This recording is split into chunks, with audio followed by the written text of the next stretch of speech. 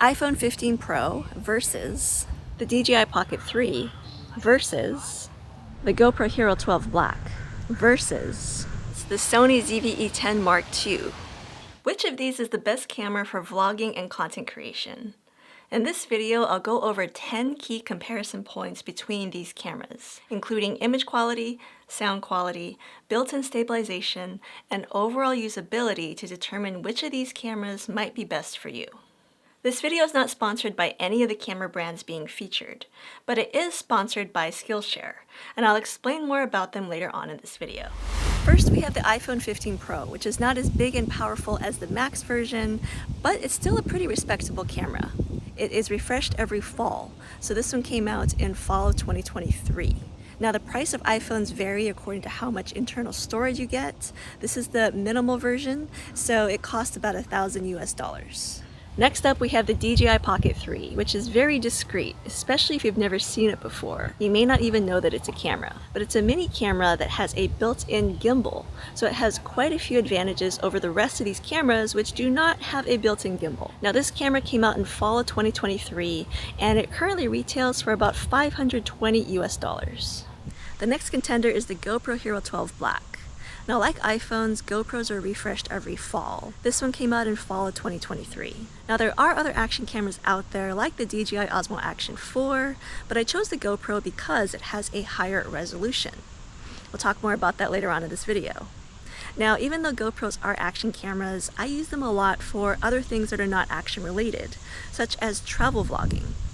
And the price of the GoPro, when it first comes out, it's about $400, but throughout the year you can get it for $300 or even less. And finally, there's the Sony ZV-E10 Mark II, which is the newest camera of the bunch. It came out in July of 2024. This is the only interchangeable lens camera that I'll be reviewing in this comparison, so you do have to factor in the cost of buying a lens. But the body itself costs about $1,000 US, and you can use any Sony E-mount lens with this camera.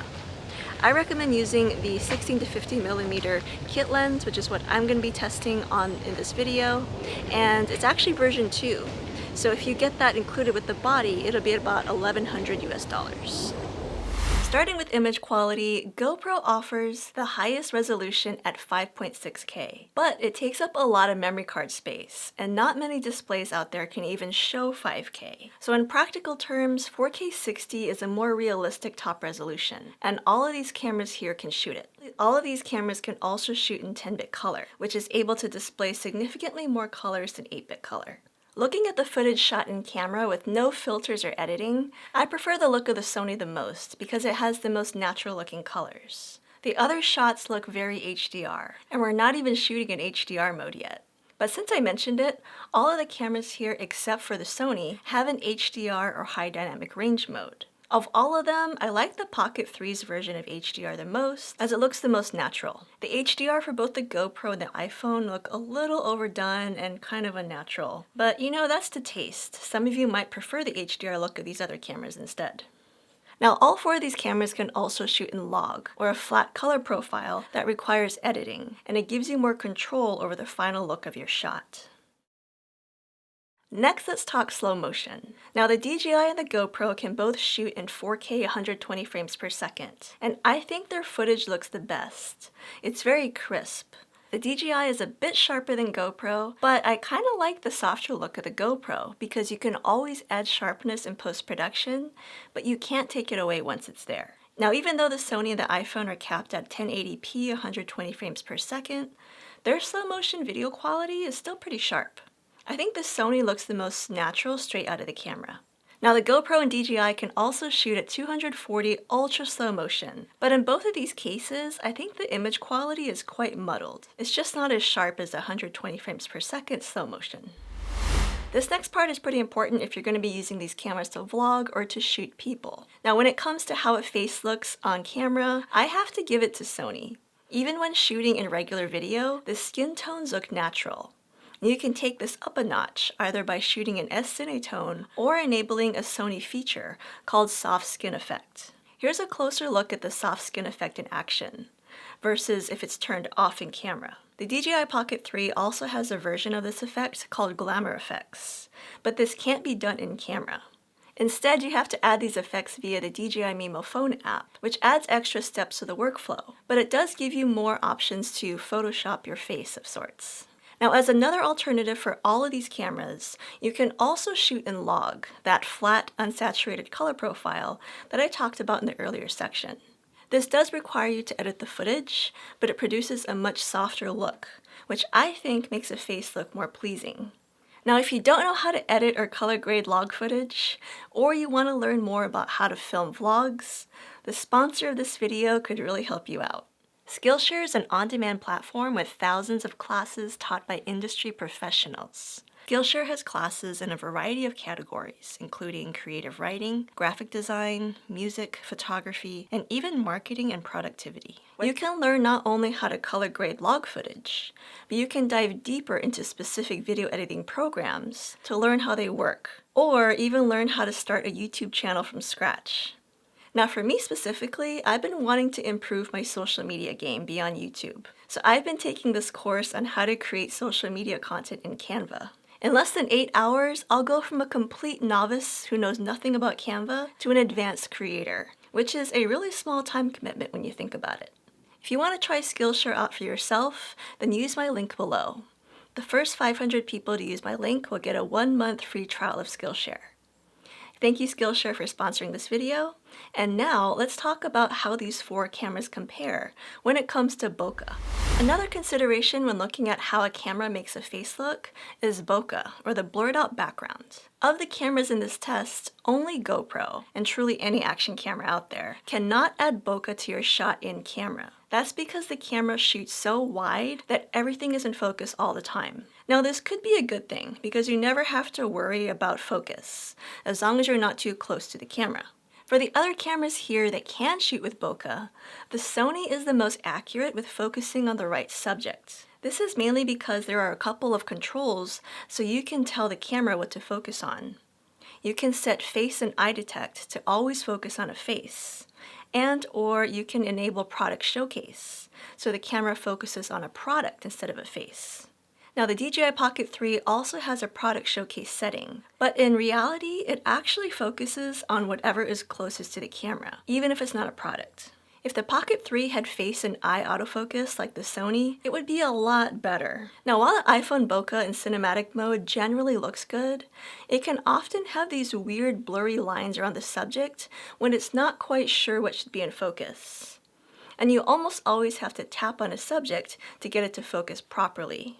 So both the Pocket 3 and the iPhone have less reliable autofocus and bokeh than the Sony does. On the subject of autofocus, one giant advantage of the Pocket 3 is active track, when you can tap on a subject and the gimbal will follow you around. But if you want the gimbal to remain static, there's no face or eye detect focus. And I often find that if I'm moving around a lot, the camera can lose focus, and I often have to tell it what to focus on. The iPhone has pretty decent autofocus tracking, but it is really hard to beat Sony. Their face and eye detect are hard to beat, and you can even tell the camera to focus on humans, animals, or birds, so it gives you the most flexible autofocus compared to the rest of these cameras. When it comes to field of view or zoom capabilities on these cameras, they all have their strengths and their weaknesses. GoPro is great for getting ultra wide-angle shots, especially if you're using hyperview or the optional max lens mod. There is a lot of side distortion on the images, but it's really hard to get this wide on the rest of the cameras. The iPhone also gets as wide as 13mm when shooting with the ultra wide angle lens on the back-facing camera. And the DJI Pocket 3 can get as wide as 15mm when using the official DJI wide-angle lens. But the Sony is the most flexible camera because you can switch the lens out, so you can get really wide or really zoomed in or something in between depending on the lens that you're using. Now speaking of zoom, this is where the GoPro falters. There are digital lenses, so you can somewhat zoom in, but it's limited to linear mode, which is still pretty wide. But it does eliminate that fisheye effect that is often associated with GoPro cameras.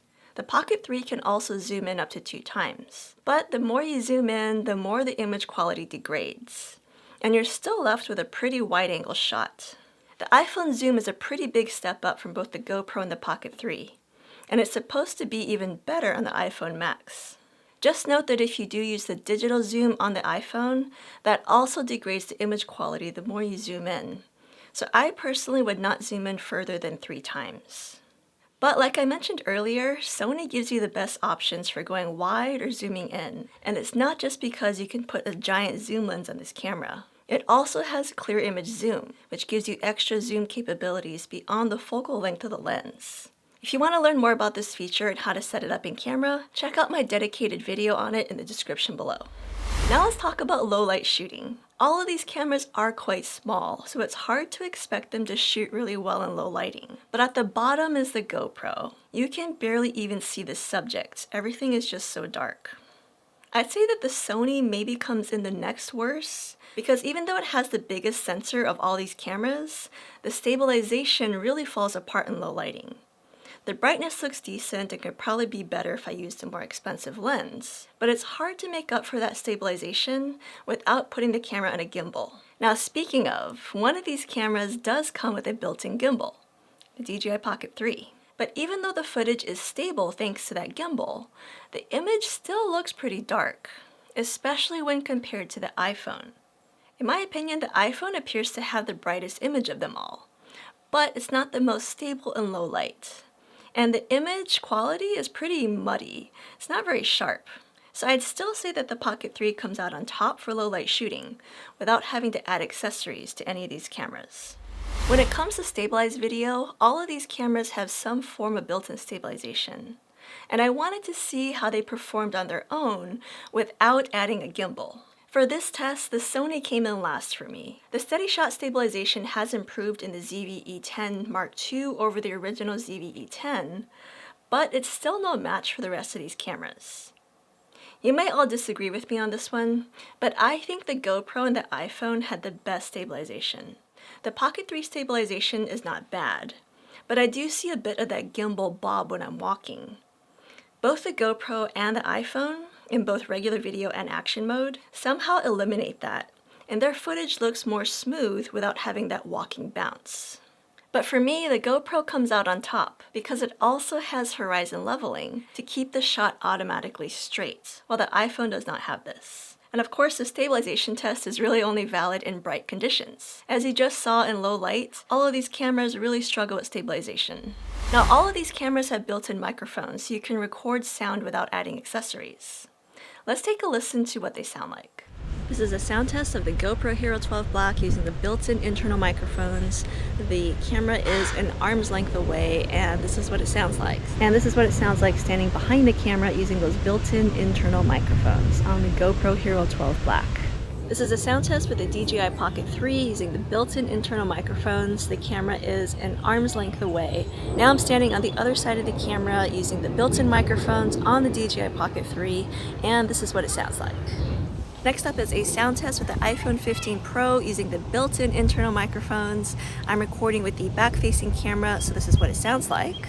And still recording with that back-facing camera, this is what it sounds like using the built-in internal microphones on the iPhone 15 Pro. This is a sound test using the capsule microphone built into the Sony ZV-E10 Mark II. It is set to front directivity, so if I'm in front of the camera, I should sound pretty good. But if I start to move around the side of the camera or behind the camera, I probably will not sound so good. So this mode is definitely best if I'm going to be standing in front of the camera. All of this audio is straight out of camera, and in my opinion, they all suffer from picking up too much background noise. I think the iPhone sounded the worst. The GoPro and the Pocket 3 sound a little bit better, but I think the Sony does the best job in terms of audio recording. I also like that it lets you set the pickup pattern to be front, rear, or all directions to help target the audio. Now, most of these cameras have optional accessories that can enhance the sound. Let's hear what they sound like. This is a sound test of the GoPro Hero 12 Black using the media mod microphones. I'm standing in front of the camera, and the camera is an arm's length away. Now standing behind the camera, this is what it sounds like recording with the media mod microphones on the GoPro Hero 12 Black. Now recording with the DJI Mic 2 transmitter attached wirelessly via Bluetooth to the DJI Pocket 3. Nice thing about this microphone is that I don't have to be in proximity to the camera. I can, be pretty much anywhere around it, and you should still be able to hear my voice really clearly. Now, of course, you can attach a wireless microphone like the DJI Mic 2 to any of these other cameras, but to do that, you have to connect the receiver via the 3.5mm microphone jack. So the ability to connect it wirelessly via Bluetooth to the Pocket 3 is a pretty big advantage if you plan to use wireless microphones a lot with your camera. So now I've got that little Sony microphone attached to that multi-interface shoe, and this is what it sounds like. The camera is roughly an arm's length away, and so yeah, this is what it sounds like. In my opinion, the GoPro Media Mod does indeed improve the sound, but I think the DJI Mic 2 does a better job of cutting out the background noise, just by nature of how a wireless microphone works. However, I once again have to hand it to the Sony. That ECM M1 mic sounds the richest and the most natural, but it does come at a hefty price of $350 just for the mic itself, and it only works on certain Sony cameras. I have a full review of this microphone in another video if you want to learn more about it. Now that I've gone over the image and audio quality comparisons, I want to end by talking about ergonomics and the ease of use of these cameras. Starting first with the front-facing screen. This is valuable if you're going to be standing in front of the camera and filming. The screen is the biggest on the Sony, and the smallest on the GoPro. But also take into account that while the iPhone has a large selfie screen when you're using the front-facing camera, you don't get to use that ultra-wide or zoom feature that you would get when using the back-facing camera. And when you do that, you don't have a selfie screen. When it comes to build quality and ruggedness, the GoPro takes the cake, since it's an action camera that can be dropped or put underwater, and it generally won't take any damage. The iPhone 15 Pro also is a bit more rugged than you might expect. It can usually take a few hits if it's dropped, and it has an IPX68 rating, so it's water resistant for up to 30 minutes at a maximum of 6 meters deep. I have taken my iPhone swimming and never had issues with it, but if you have dropped or visibly cracked or damaged your phone, I definitely would not get it wet. On the other end of the rugged spectrum, the ZV-E10 and the DJI Pocket 3 are not very weather sealed and are very fragile, so you definitely don't want to get them wet or drop them. When it comes to ease of use, I would say that the GoPro is the most user-friendly because it has an optional easy mode that helps you get up and running with the camera very quickly. Its menu is also relatively straightforward. The same here is true for the Pocket 3, except it does not have an easy mode. The iPhone is also fairly easy to use, but what annoys me most is that a bunch of the important settings are buried in the settings menu, which you can't directly access from the camera app. However, you can install your own camera app if you prefer a different setup. Finally, the Sony is the hardest camera to use, mostly because it is packed full of so many features that it takes a lot of practice and customization to figure out how to get the most out of it. With that said, the Sony offers the most potential to grow because it has so many of those high-level camera features. Once you figure out how to use this Sony camera, you can easily figure out how to use any other modern Sony camera. Plus, you can swap out the lenses to shoot in just about any scenario. In terms of batteries, the GoPro and the Sony are the most flexible because their rechargeable batteries are removable. On both the iPhone and the Pocket 3, their batteries are built in and they can't come out. But you can use accessories like a power bank or the Pocket 3 battery handle to extend the battery life. Now, similar to batteries is the consideration of internal storage. Without adding accessories, all of these cameras except for the iPhone allow you to insert a memory card. You can add one to the iPhone if you use something like a card reader or an external hard drive, but it adds to the overall bulk and the cost of the phone. With that said, the iPhone, the GoPro, and the Sony have a big advantage over the DJI in the form of cloud storage. That's iCloud for iPhone, the GoPro Cloud, and the Sony CI Cloud. They all vary in price, but it's a huge pro to be able to upload and store your media to a cloud service. So in conclusion, which of these cameras is the best? Well, the answer is going to vary. For most people just starting out, the iPhone is likely the best because it's the camera that you always have with you. However, it is more than your camera. It is also your wallet and your communication device and a lot more. So if it's ever lost or damaged, it's a pretty big problem. For this reason, I do shoot a lot of content on my iPhone, but I also have a secondary camera just in case. Now, which one you choose depends on what kind of content style you're going to be shooting. For walk and talk vlogging, I dabble between the DJI Pocket 3 and the GoPro. If shooting in really bright conditions, the GoPro is great because that stabilization with horizon lock really can't be beat. And it has the bonus of being extra rugged, so if I drop it, which I've done a few times, then there's no worries about damage. The Pocket 3 is a better choice if shooting mostly indoors or in low light conditions, or if you want to take advantage of active track. But there's also the Sony camera here, which is the most traditional looking point and shoot style camera. And it is also the biggest and most expensive when you take into account that you have to buy the camera body plus a lens. But it has so many more professional level features that the rest of these cameras don't offer. And it also offers you a lot of potential to grow because you can swap out the lens and take advantage of those pro level features as you learn to use them. So if you want the ultimate flexibility with your camera, I would say that going for the Sony point and shoot is probably going to be the best option for you. But you guys let me know what you think in the comments down below. Which of these cameras do you think was the best, and which one would you choose for yourself? Let me know in the comments. Thank you so much for watching, and I will see you in the next video.